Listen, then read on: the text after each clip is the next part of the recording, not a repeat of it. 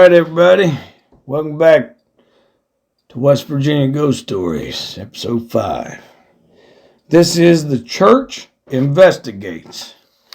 Now, Cahill evidently reported the case to his superiors for in 1797, a 27-year-old Catholic priest known as Father Demetrius A. Smith was sent to investigate the strange events in Smithfield. Smith was born Prince Dmitri Golitsyn, the son of a German countess and Russian prince and ambassador to Empress Catherine the Great. He came to the United States to serve as a missionary and eventually gained fame as the Apostle of the Alleghenies. Now, Golitsyn spent 3 months investigating the Livingston case. At first, he was inclined to disbelieve the events, but soon after his arrival, the negative phenomena kicked up again. Golitsyn assumed that demonic forces were responsible for an infestation and undertook an exorcism with prayers.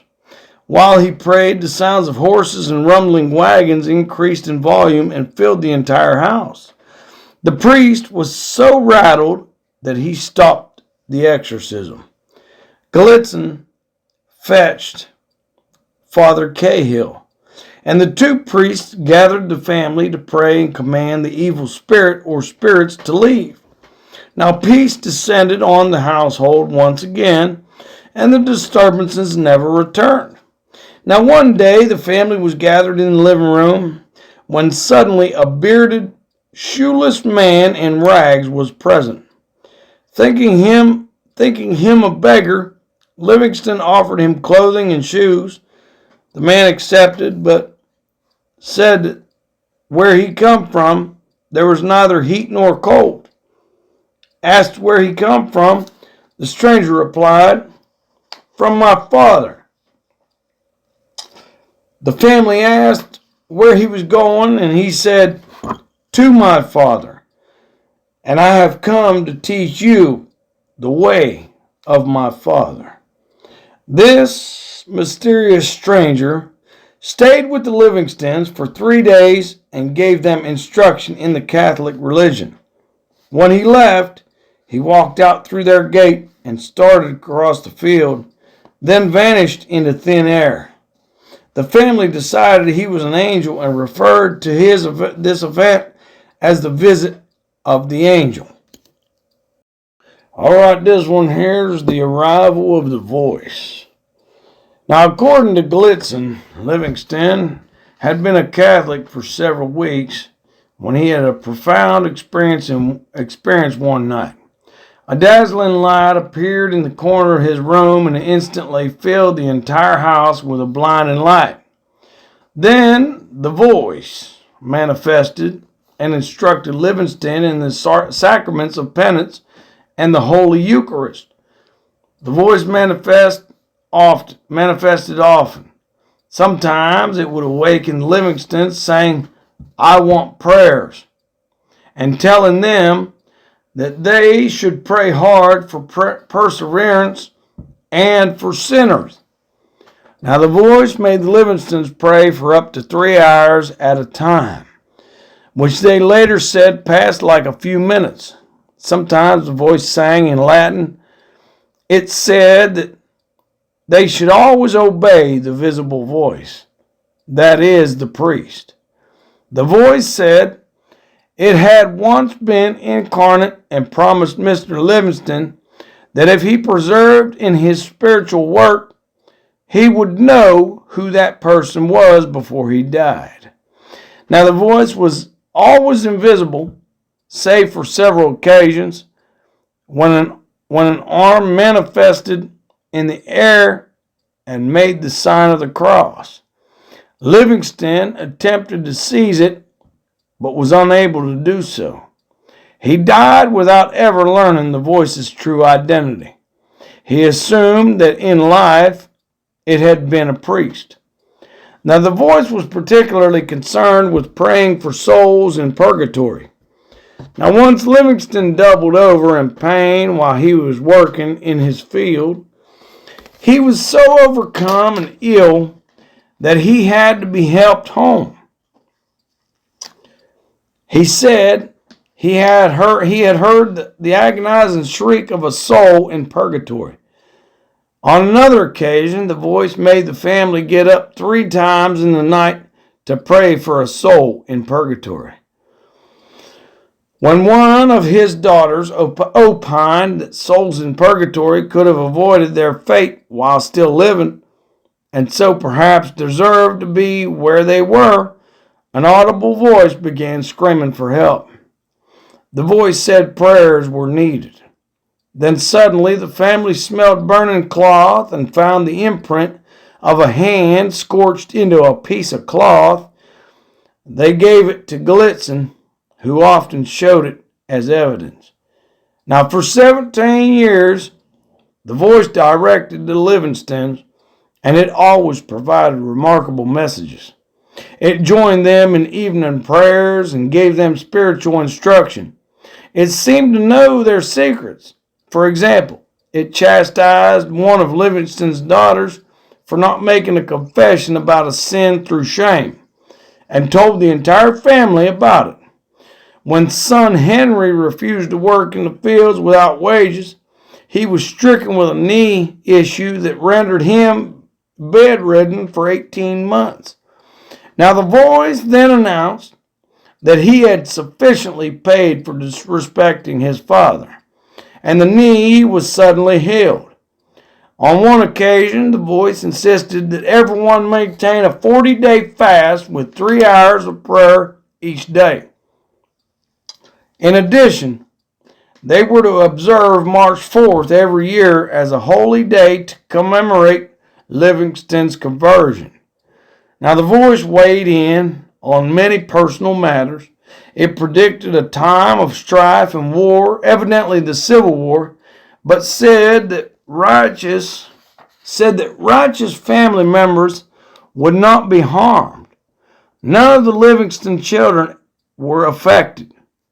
Once the voice, which also directed the McSherry family, informed Mr. Livingston that Anastasia McSherry's sister had died in Baltimore. It reported she had gone to purgatory for overindulging her children, and that masses should be said for her. Several days later, Miss McSherry received word of her sister's death, and she arranged to have 80 masses said for her soul. Now, lessons in piety and humility profoundly changed both families. They complied with all the instructions and requests. Their experiences led to the conversions of others in the Catholic faith. An odd episode one night underscored the importance of Catholicism and the families. A traveling Methodist minister asked the McSherrys for lodging and was given the room usually reserved for the Catholic priest, Father Cahill. That night, the McSherrys were kept awake by the sounds of loud footsteps made by boots coming from the room. The Livingstons, in their own home, also had disturbances. The minister slept peacefully. The voice later told them that they had been punished for harboring a minister of the devil in a place where sacred things were kept. Now, Livingston may have been a complete convert and disciple, but his wife, Mary Ann, soon resented the intrusions. The voice always had the upper hand, and everything it predicted came to pass. It predicted that unless she submitted to the rules of the church, she would die in her own room and go to hell. Tired of being harangued and reprimanded, Mary Ann went to live with the Quaker family. She fell ill and had to be taken home, where she died in her own room. Now, Gallitzin concluded his interviews about the case after 3 months, and then returned to Conewago near Gettysburg, Pennsylvania in 1799. Gallitzin founded a Catholic settlement called Laredo. He remained close friends with the Livingstons, who traveled often to see him, sometimes on foot. Now, Livingston became quite devoted to the priest and left Smithfield for Bedford County, Pennsylvania, settling about 20 miles from Laredo. It must have been prior to 1809, for in that year he disposed of his remaining property to Joseph Bell Jr. and his brother Benjamin. By all accounts, Livingston lived quietly, without spirit disturbances and clipping, and continued to hear the voice. Now, Gallitzin gave Mass at his home repeatedly. Livingston died there in the spring of 1820. His death came too quickly for any priest to be summoned, and he passed without receiving last rites, an ironic twist in the case. At least 14 adults and several children had converted to Catholicism because of Livingston's experiences. In the wake of all these events, the town of Smithfield became known as Wizard's Clip or Wizard's Clip, and then Clip or Clip Town. Middleway still has many historic buildings, including log cabins, dating from the early to mid-1800s. The Livingstons' home, where the disturbances took place, no longer exists.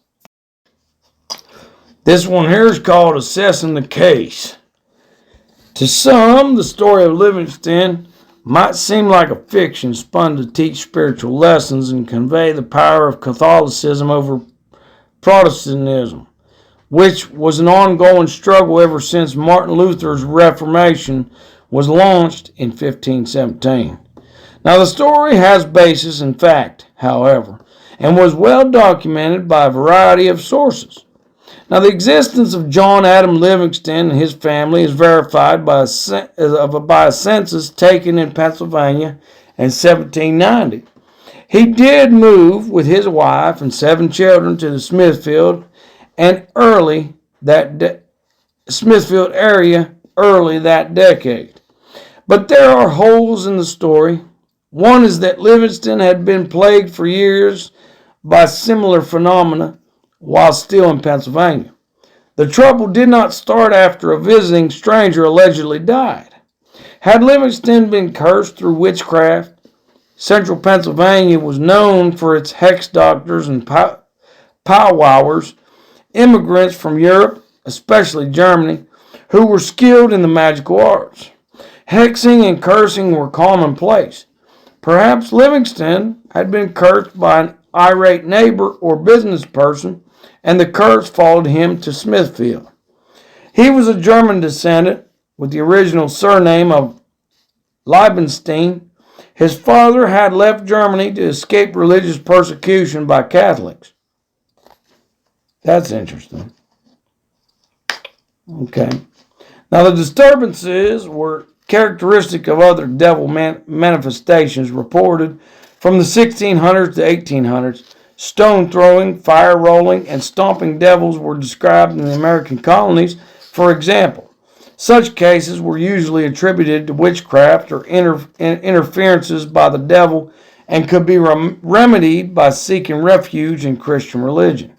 Now, another more serious hole in the story is the alleged death of the stranger.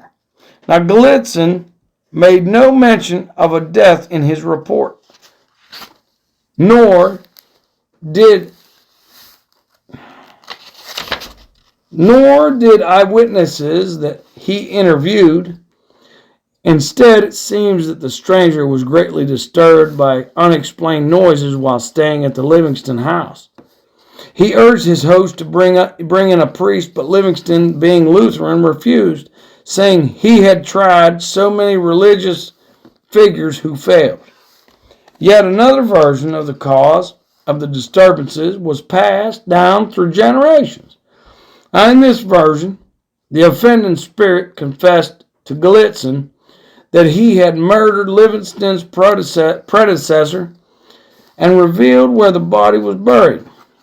When Livingston made restitution and the body was given a Christian burial, the disturbances stopped.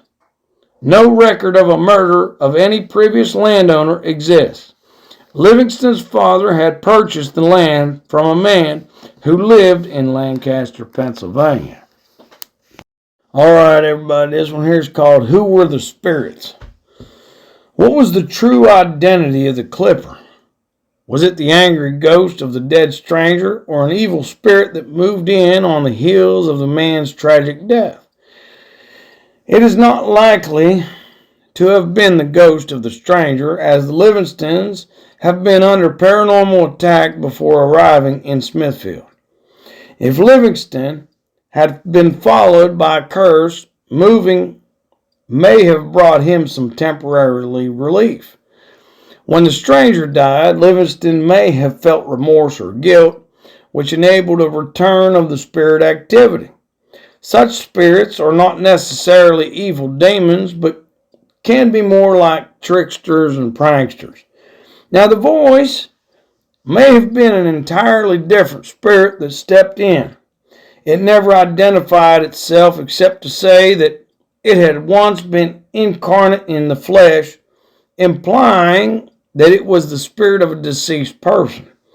If so, then it was someone who had been steeped in Catholicism, perhaps a member of the clergy. The voice was controlling and manipulating, which fits both the profile of religious zealots and also masquerading spirits. Did it predict mishaps, or did it have a hand in causing them? Were the poltergeist and the voice one and the same? Perhaps the same entity, just switched caps. Now, the church, of course, interprets the case as evidence of the ability of the Catholic faith to overcome evil and adverse spirits. Now, we're going to talk about the priest field. The voice of the famous legend of the Wizard Clip told Livingston that his land would someday become a great place of prayer and fasting and praise. In 1802, Livingston deeded 34 or 35 acres near Opequon Creek to the Catholic Church out of gratitude and as penance. He had wanted to do so as early as 1797 or 1798, but was blocked by Mary Ann, who would not consent to such disposal of their community property. By 1802, she had been persuaded otherwise. No account of how or why survives. She had been told that giving the land to the church would alleviate the disturbances, so perhaps they did not entirely end with Catholic intervention. The land became known as Priestfield, based on Livingston's assumption and the voice that was of a deceased priest. The land became a cemetery. In 1923, a chapel was constructed to honor souls in purgatory, and it became a focal point of pilgrimages. Today, Priestfield is still owned by the church and is a spiritual education and retreat center for men and women. The development was done between 1978 and 1984, overseen by Monsignor John L. O'Reilly, the founding director of the Priestfield Pastoral Center. Now, the property has a system of trails for walking and contemplation. Along one trail is a large white cross that marks the grave of the unknown stranger. It is popularly associated with the anonymous stranger who died in Livingston's home, but there is no documentation to verify that connection.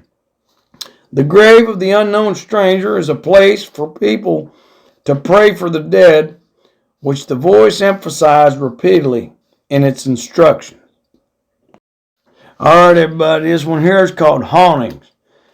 Many unmarked graves may be scattered about Priestfield, giving rise to supernatural lore, but in the 1800s, some people expressed a desire to be buried on the consecrated grounds.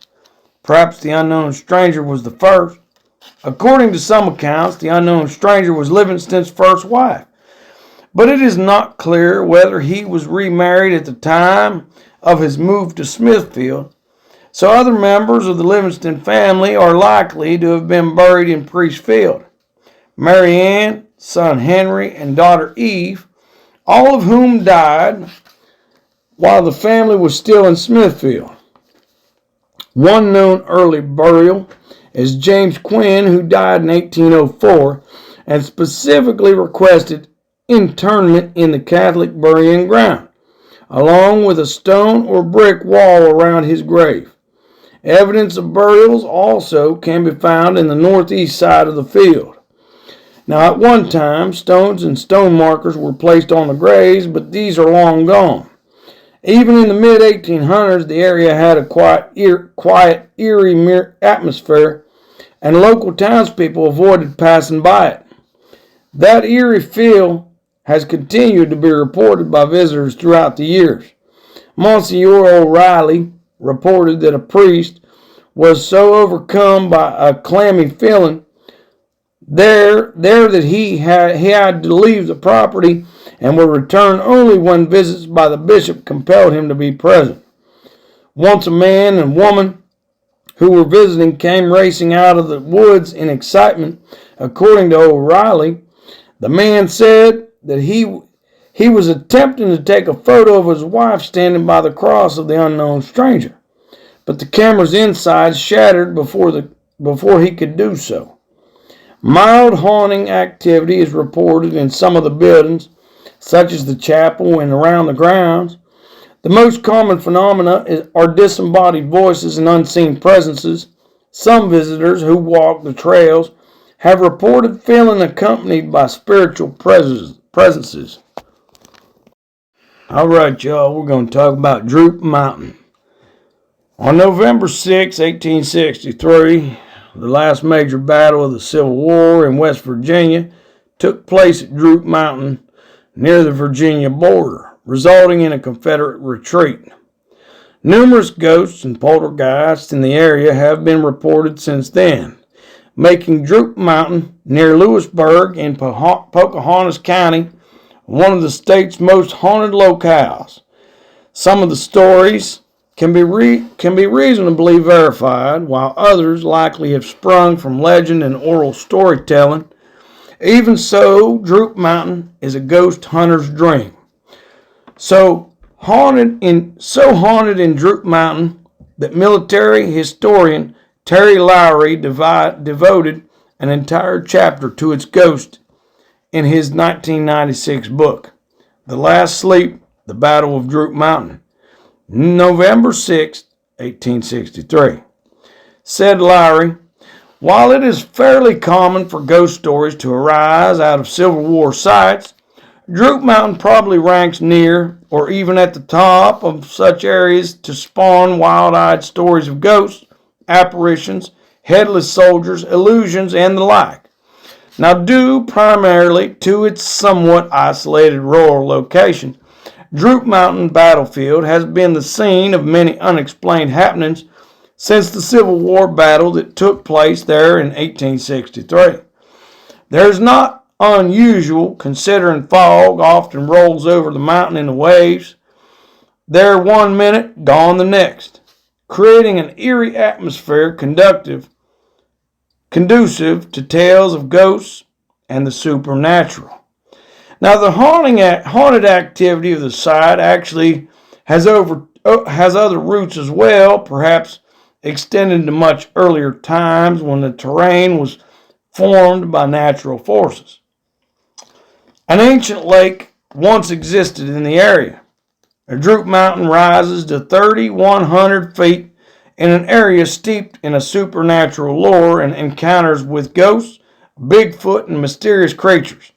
Now, the mountain is nearly evenly divided by a straight ridge. Now, let's talk about the history of this. After its defeat in the Battle of Gettysburg in July 1863, the Confederacy's fortunes continued to decline. In West Virginia, the Southerners had managed to hold on to much of the Greenbrier River Valley, but their strength was weakening. In October 1863, exhausted Confederate soldiers under General John Echols and Colonel William L. Stonewall Jackson were straggling along some 70 miles of the Greenbrier River. Federal forces took note. General B.F. Kelly saw an opportunity to drive them out and sent out 2 expeditions of forces under the command of General William W. Averell. By November 5th, the advancing Federals had forced the Confederates up to the summit of Droop Mountain, where the rebels found themselves surrounded by the enemy at the mountain's base. A skirmish took place, and the next day the Federals advanced up the mountain. The dense forest and brush hampered any organized resistance, and the Confederates were at a disadvantage. Some of them were driven into a clear area where the Federals picked them off, killing 13 and wounding 47. In all, the Federals lost 199 men and the Confederates 275, including the distinguished Major R.A. Bailey and the 22nd Infantry. Now the Federals called for reinforcements from Charleston. Echols and Jackson decided to make a retreat to Lewisburg. The Federals failed to maximize their advantage, and the Confederates slipped away down the ridge to the Virginia side of the mountain before the Federal reinforcements arrived on November 7th and took control of Lewisburg. Now Averell went back to his headquarters in Beverly, West Virginia, and in December led a successful attack to take control of the railroad. By the spring of 1864, the remaining Confederate troops were pushed out of West Virginia. Droop Mountain Battlefield State Park was established on the site in 1928 and is one of the 3 parks on the mountain. Its 250 acres have a variety of trails with stunning views. A monument to Major Bailey, a hero in the battle, is off one of the trails near Highway 219. Now the battlefield still features eroded Confederate embankments, a museum, lookout tower, and other buildings were constructed in 1930. Now the museum contains artifacts from the battle. Reenactments are performed in October in even-numbered years. State parks have seasonal schedules, so check before you go. Now, we're going to talk about hauntings here in a minute. All right, everybody. This one here is called hauntings, okay? Visitors to Droop Mountain report frequent sightings of apparitions. Some of them are random as to the area, while others have been seen by multiple witnesses in the same locations. Now, the banks of fog that roll in during the summer and early fall add to the mystique of the mountain. Now, ghosts include a soldier sitting atop a replica cannon added to the park in 1965, smoking a cigarette, and a Confederate soldier sleeping against a tree. Visitors also hear phantom voices and the sounds of galloping horses.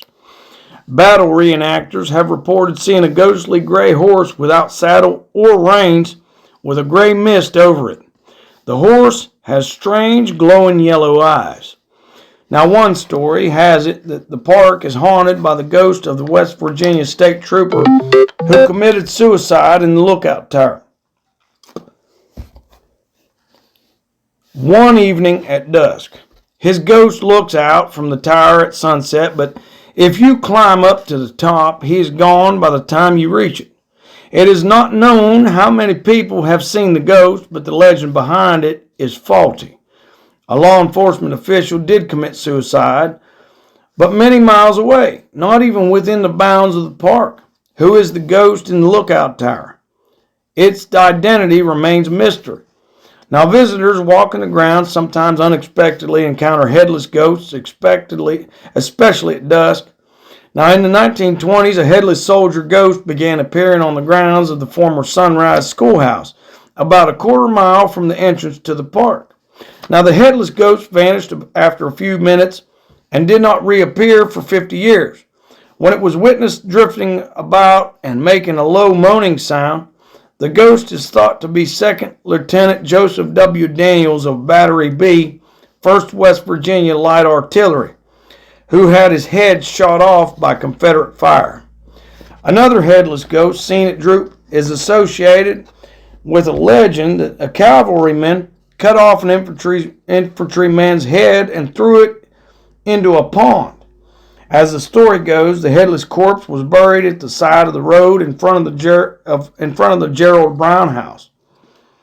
Paranormal researcher Jonathan Moore reports that around 1960, he and several classmates at Marlington Middle School interviewed a man about his experience at Droop. The man said he once drove a pulp truck to and from Covington. He was heading home late one evening, traveling on the south side of the mountain. As he entered the Rennick Valley area, he suddenly came upon about a half a dozen men on horseback moving slowly down the road. In the light of his headlights, he could see that they were dressed in Civil War uniforms. They did not get out of the way, and he had to stop the truck to avoid hitting them. They seemed to pay no attention to him.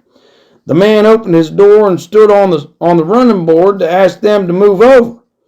What he saw next chilled him to the bone. As soon as a horse and rider were out of the beams of his headlights, they vanished into thin air. One by one they disappeared until the road was empty. He drove the rest of the way home deeply shaken. Now, the best known story of a ghost associated with Droop Mountain, that of the Snedeker poltergeist, has probably been heavily embellished and appears in Laurie's book. The case was the earliest supernatural phenomena reported in the area in 1865 by two sisters, Betty and Nancy Snedeker, who lived with their parents, James C. and Rebecca Kellison Snedeker, on the west side of the mountain. One day they walked to the east side of Droop to pick berries. On their way home, they found two guns, relics of the battle, and picked them up to take them home. Evidently, some spirit or ghost disapproved because invisible hands pelted rocks at them as they walked. The girls arrived home and went to milk their cows. Rocks and clubs were thrown at them. Inside the house, rocks flew down the chimney and knocked lids off the cooking pots in the fireplace. Rocks mysteriously materialized through the walls of their log cabin but left no holes. Sheepskin rugs reared up off the floor and by some accounts stood erect and made bawling sounds like sheep. Dog irons came out of the fireplace and raced around the room. An uncle came to visit and was hit in the arm and head by two rocks, causing him to quickly depart. Exasperated, the sisters gathered up all the rocks and threw them into a sinkhole, but they came flying back out. Finally, they took the guns back to the spot where they had found them. Peace was restored to the household. As fantastical as that activity sounds, there was actually precedent for the phenomena. Stone-throwing devils were reported in colonial America and elsewhere. Mysterious hails of stones, called lithoboli, have been attributed to ghosts, witches, or spirits who were unhappy with the actions of human beings. For example, in the 1600s, a famous stone-throwing devil was thought to plague the household of George Walton, a wealthy landowner in New Hampshire. In his case, the root of the difficulty seemed to be a dispute over land with his neighbor, a woman reputed to be a witch. Now, the phenomena were similar to those in the Snedeker poltergeist case. Stones pelted the roof, pounded the windows, materialized through the ceiling, rained down the chimney, marched about the room, and sent pots and pans flying. Walton and his men were pelted with stones when they worked out in the fields. In this case, Walton let the activity go on a long time before trying to cast a spell against his neighbor, which failed. He was hit by 3 stones that broke his head, and his health was permanently ruined. It is believed that ghosts and spirits often take exception to the removal of objects important to them, and this may have been the case with the Snedeker poltergeist. These objects can be anything, including rocks and stones from haunted locations. The volcano goddess of Hawaii, Pele, is reputed to curse people with bad luck if they remove stones from any of her volcanoes. Perhaps the ghosts of the soldiers who owned those 2 guns were still on the battlefield and wanted their possessions to remain where their bodies had fallen so many years ago. Another story from Droop also has seemingly fantastical elements, but if true, It also follows the precedent of similar cases. After he was shot, Major Bailey was taken to a farmhouse that had been turned into a makeshift field hospital. The soldiers called it the Mountain House.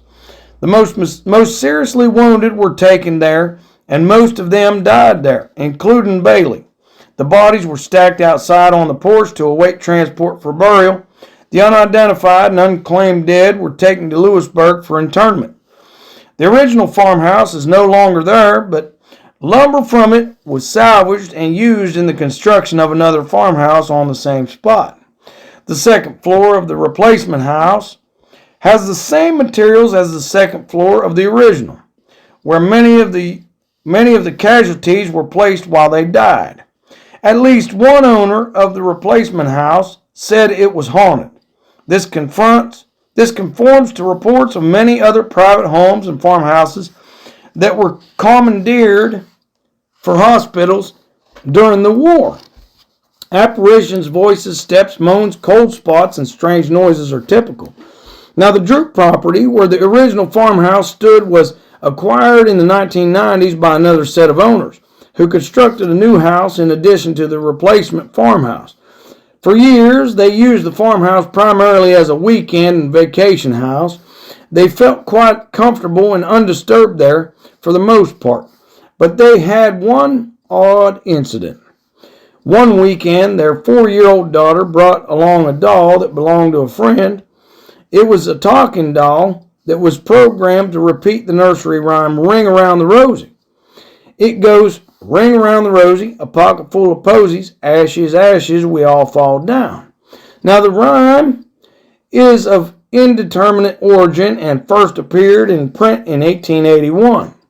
It has no connection to the 14th century bubonic plague, a story that has been spread in recent decades. An early British version does not feature the word ashes, but a tissue, and variations have the word hush. The first night at the farm, the father woke up hearing a voice.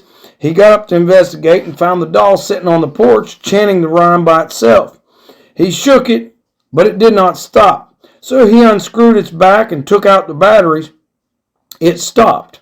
The father assumed that dew had caused the doll's wiring to short and malfunction. Did a spirit cause the doll to talk? Such cases are reported in many years of paranormal investigation. I have encountered many haunted dolls that moved around on their own and sometimes speak. The speech is usually words heard in the head of a person as though telepathically transmitted, but audible speech is not out of the realm of possibility. I've heard of cases of other strange malfunctions, such as smoke detectors that went off on their own, even after their batteries were removed and their wiring was disconnected, and television sets, radios, and appliances that sprang to life even when disconnected from their sources of power. I was not able to verify the doll story, but I include it as part of the ghost lore of the location.